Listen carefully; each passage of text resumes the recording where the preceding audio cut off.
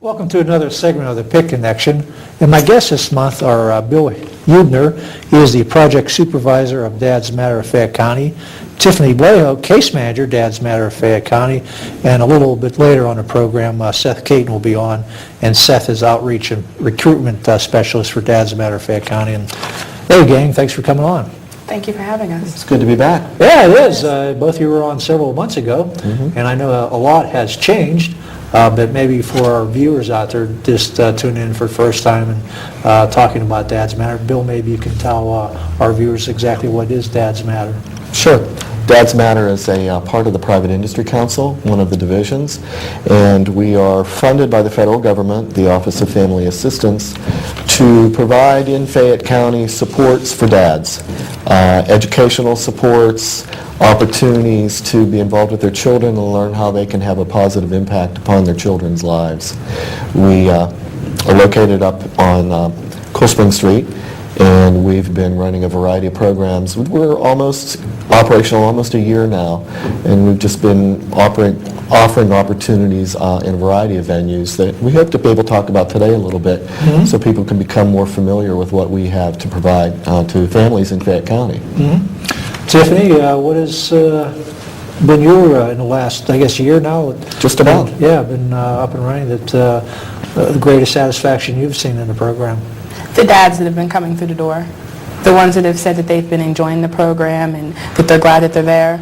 We've seen an influx. From the last time we were here until now, we've served actually over hundreds of families, so that's been the best thing about it. Yeah, and Bill, it has been a year, and I think maybe it was about a year ago that both of you were on the show, I think. And Just about. Yeah. We were kind of kicking things off at that point. Yeah. We've been kind of kicking ever since. Yeah, well, in you good know, ways. they tell from our viewers, so you can tell us what has occurred in the last year, but I know over the last couple months, I've just seen you and Tiffany in the paper, different projects, dads showing up at meetings and having celebrities at certain meetings. So for our viewers there, I want you to fill us in for what has occurred here for the last year.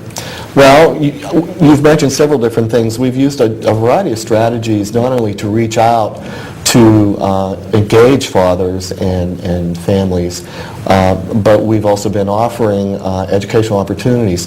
In a couple different venues. Our main way in which we hope to be able to work with dads is a Monday evening session that we hold. We have a curriculum that we use that focuses on the impact the dad can have on his family, enabling him to have a setting in which he can sit and discuss his own personal issues, maybe ask questions about areas that he feels uncomfortable about in terms of being an active, positive influence on his children's lives. We've sponsored a couple of community events, one in May, another one in November, where we have brought some celebrities in. We had Robin Cole from the Steelers in May, and then Ted Peterson, who's also a former Steeler, came in and spoke to us. The event in November was really exciting.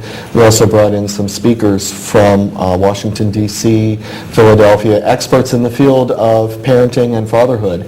And we held this at the Lafayette School and brought in about 40 families to work with us and just hear about parenting and the importance of education.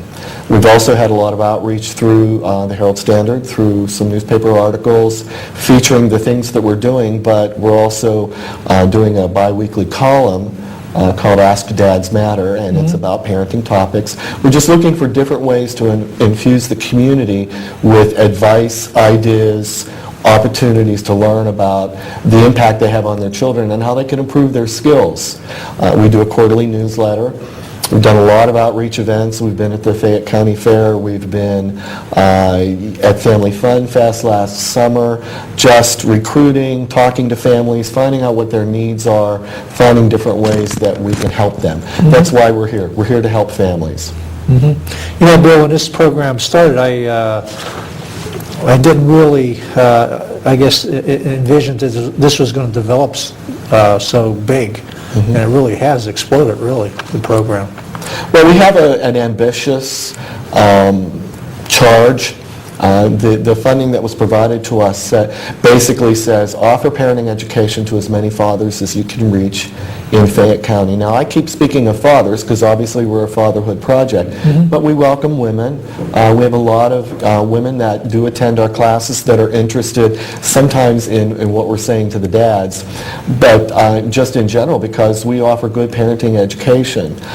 So we have, just to have that charge, Fayette County is our service area. The eligibility for participation is open. It's voluntary, no income guidelines, just be a dad, be a stepfather, a foster parent. We've been working with a lot of foster parents in Fayette County, providing them with parenting education to help them in the relationships they're establishing with foster children. Now, compared to other counties in Pennsylvania, is this a program that Fayette really needed? This was a part of a competitive process.